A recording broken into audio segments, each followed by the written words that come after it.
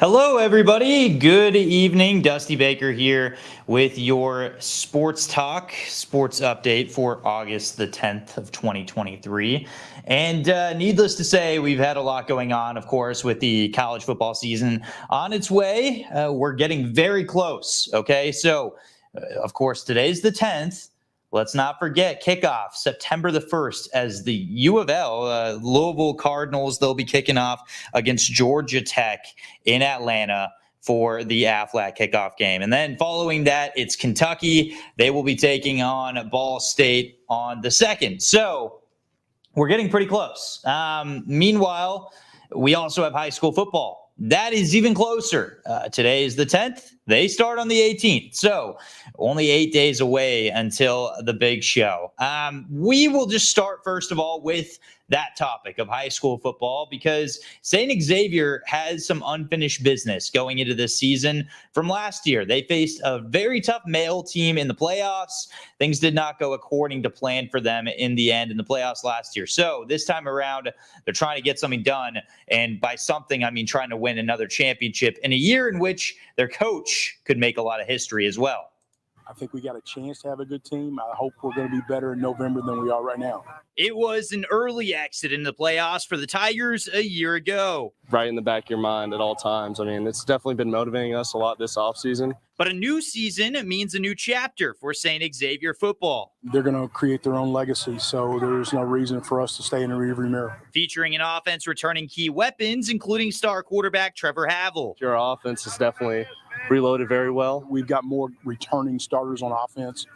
So that obviously is an area of the team that needs to carry us. Meanwhile, the defense will have a slightly different look than a year ago. Back deep, we're a lot younger than usual, but probably one of the most hardest working groups I've seen since I've been here. I feel like we're good pretty much in the past. Everybody fits their gaps, plays their role. And as for Coach Wallace, the upcoming season is another opportunity for him to add to his legacy. And he's obviously a great coach, and whatever he says goes, clearly, and he's helped me grow a lot as a quarterback, especially in the mental side of the game. He's really a great coach, just outside of football too. He really helps us become better men. But then on the field, he's the best motivation you could have for anything you need. He's always there for you. Right now, it's more about this team and getting our guys ready to play and try to see if we can compete for a state championship again.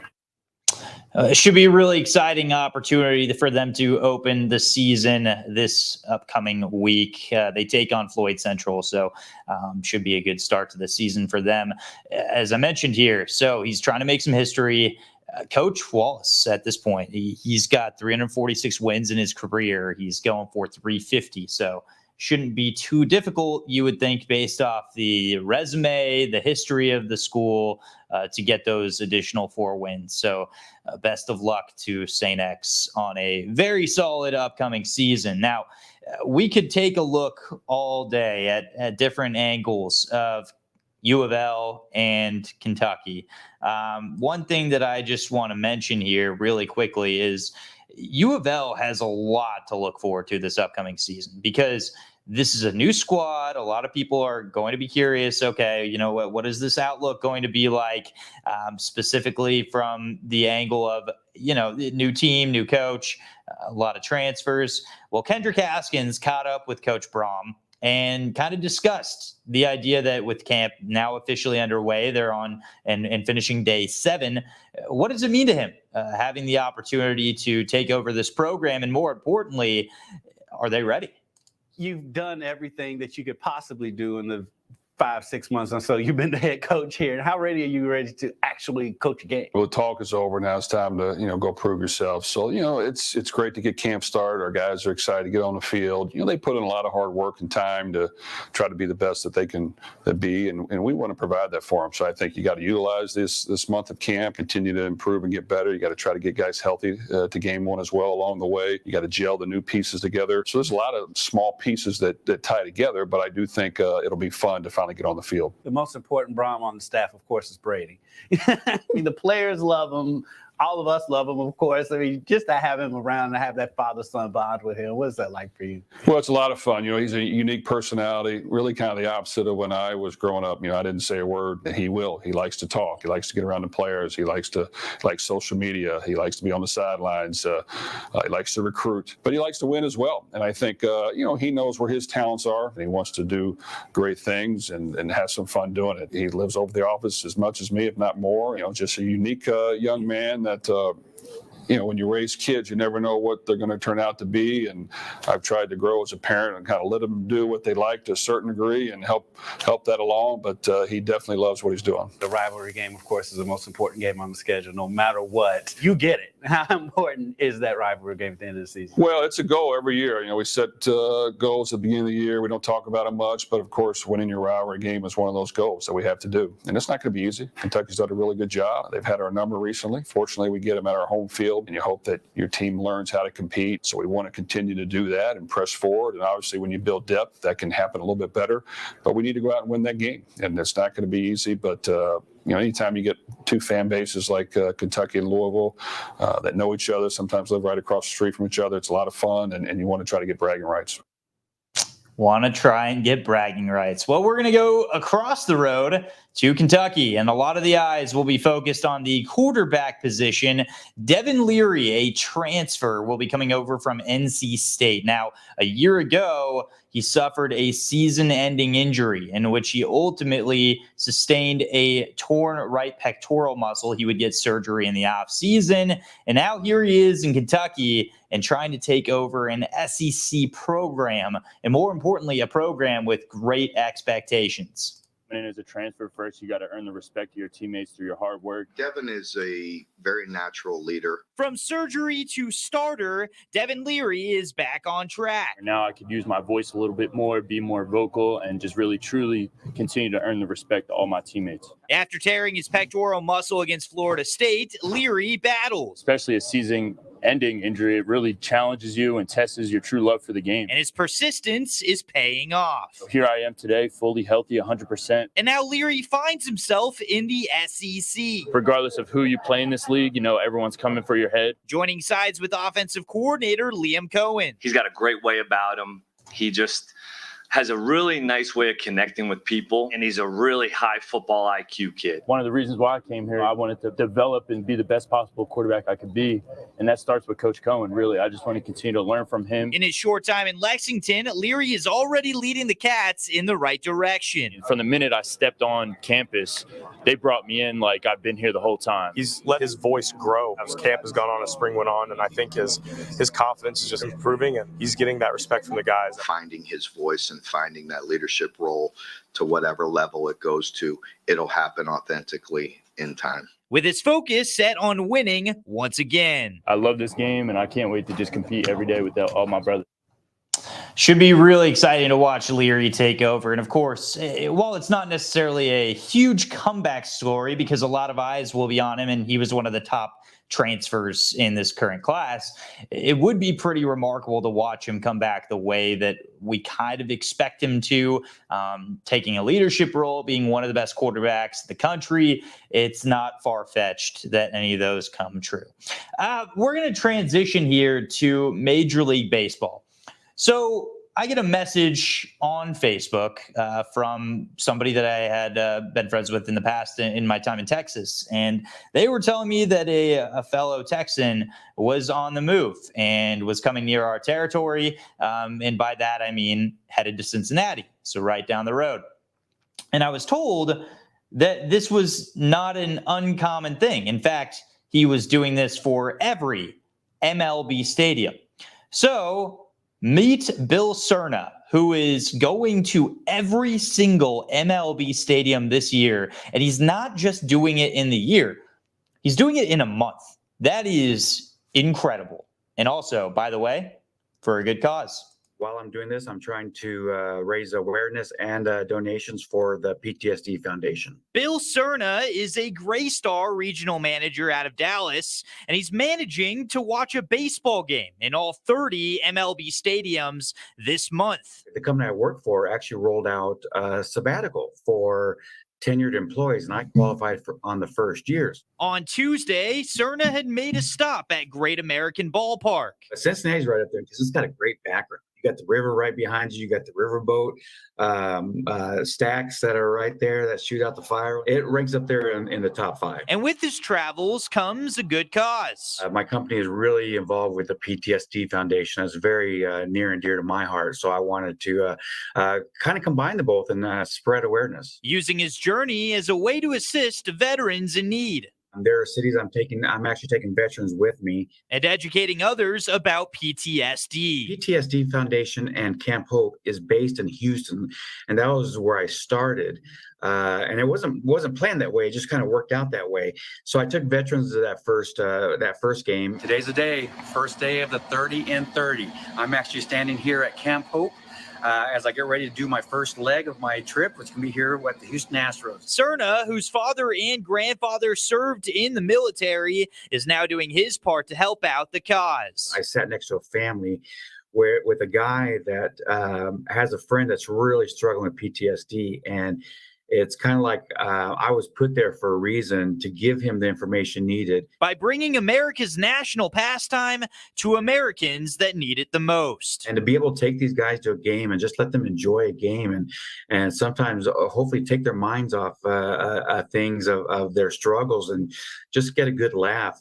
It makes a huge difference. So not only is that a cool story, but you might have seen the shirts that he was wearing. It actually shows the path at which he plans to take and is taking currently.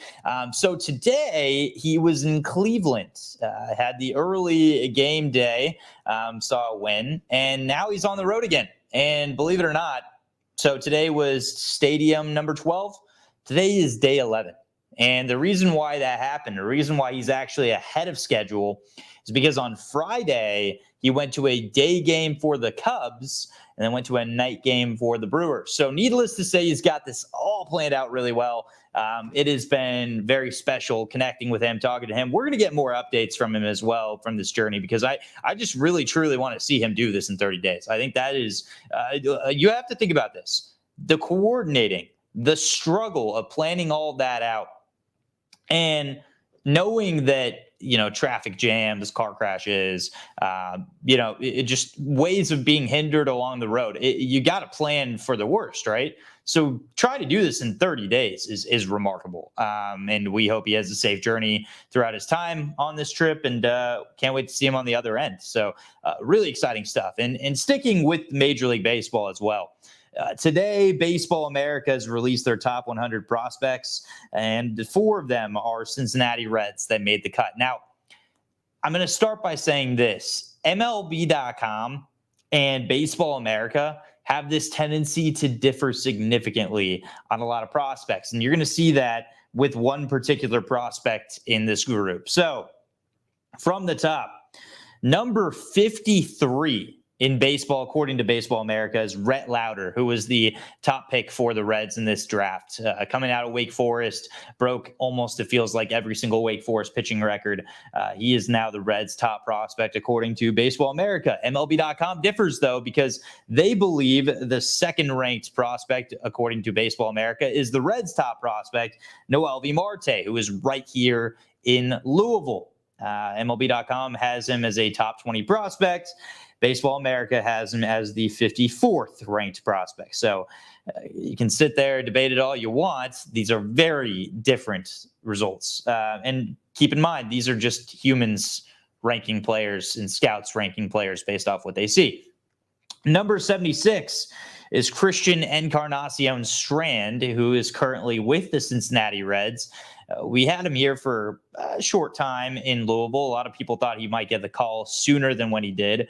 And he's been hitting pretty well with the Reds as well. 76 seems pretty fair, considering he was at the start of the year on the outside looking in for being a top prospect. And then finally, it's the one that I probably enjoy seeing on this list the most, and that's Connor Phillips, who has just really shown up as a starting pitcher within the Reds farm system. I wouldn't be surprised if he gets a call to the MLB level. He did struggle in his most recent outing, but Connor Phillips, you can catch him right here in Louisville with the AAA squad, the Bats. And he has been, for the most part, phenomenal in the minors. Had a under a 2 ERA up until his most recent start. So he got roughed up a little bit. And that happens. That happens in baseball. It matters about how he responds to that. And ultimately, the way the Reds are playing right now, I just would not be shocked if we saw Connor Phillips get the call. It feels inevitable more than it does feel impossible or kind of unlikely. So that's your list right there. If you have any thoughts, any comments, any questions, feel free to ask. There's a reason why we do this. We have a chance to give you a platform to interact with us. And Kendrick Haskins, he's out for one more day. I want to give him a shout out because he's out today on vacation, and for good reason, because tomorrow is his birthday. So do not go by tomorrow without wishing Kendrick Haskins a happy birthday. I know I will be bombarding his phone with a bunch of gifts, probably from the office, wishing him a happy birthday. So my favorite is probably the one that has Jim pointing when Dwight's hanging up the brown balloons, and he says, well, what is this? And there's a sign that says, it is your birthday, period. And I think I send that to all my best friends every birthday. So Kendrick will be getting that as well. That's just the easiest way to celebrate a birthday is it is your birthday, period. With that being said, happy birthday, happy early birthday to Kendrick. I will be back here on our live feed once again tomorrow afternoon. We got a lot going on. As I mentioned, high school football right around the corner, college football, it's almost here. NFL is on its way. Joe Burrow, we saw walking around practice. That is a good sign for Cincinnati Bengals fans. And of course, we got Major League Baseball kind of coming down to crunch time. The Reds are going to need to step up if they want to have any shot of making the postseason. You know, it's crazy because before the trade deadline, we were talking about how deep could they make of a run in the playoffs. Now, all of a sudden, it's, are they going to make it? I don't know. So let me know your thoughts, comments, beliefs. If you agree with me, disagree with me, want to hear any additional ideas that we may have or insight, comment, ask us a question. We have Alan commenting, and he says hello and loves the tie. Thank you, Alan. I love this tie too. I appreciate you. It's a pretty fantastic tie. So thanks for watching and joining in, man. Really, really awesome to have you. And thank you to all who are watching us on our many different streaming platforms. We really appreciate you taking the time as well. And don't forget, you can also watch us on the actual Wave app and tune in to our broadcast tonight at 11 o'clock as well. We are here to provide that for you. There should be some sports content for you. And we have our show coming up right here at 7 o'clock too. So please stay tuned for that as well. But that will do it for me in this edition of your sports updates. As I mentioned, it's just going to be me, myself, and I tomorrow with Kendrick coming back next week. And then it gets crazy, folks. High school football, and it'll be Touchdown Friday night. The show is coming back on Friday night next week, and you will not want to miss it. So it's going to be a very exciting time. It'll be my first Touchdown Friday night. It won't be my first time doing a show of that sort. If you're not familiar with where I came from, I was actually in Texas first. Where high school football, they live and breathe, and I swear it's part of their heart. Like high school football, there's just a football in Texans' hearts, and I believe the same thing out here in Kentucky. Some really loyal fans, and can't wait to cover your schools out in the area, tell your stories, and highlight the players that make the experience well worth it. So Touchdown Friday night, it's coming back. You're going to start seeing promos of it as well. And you'll see Kendrick and myself every Friday night as we try to break that down. Of course, it's going to be crazy September the 1st when UofL is in action, because we'll have Touchdown Friday night and we'll also have UofL coverage. I will be in Atlanta to cover their kickoff against Georgia Tech. That'll be at Mercedes-Benz Stadium. And needless to say, I am stoked for that experience because I've never been to that stadium. I actually went to the final game in Georgia Dome. That was the University of Washington and Alabama in the Peach Bowl, and that was for the college football playoff. And then they tore it down. So it's going to be exciting to go back and see a game and cover a game in Mercedes-Benz Stadium. Well, with that, I hope y'all have a great rest of your evening. Thanks again for joining me, and join me again tomorrow. We'll do the same thing. Why don't we? We'll talk a little more football. We'll talk a little more in the sports world in general too. But thank you so much. Hope y'all have a wonderful rest of your evening. Stay safe, enjoy, and we'll talk to you guys next time. Take care.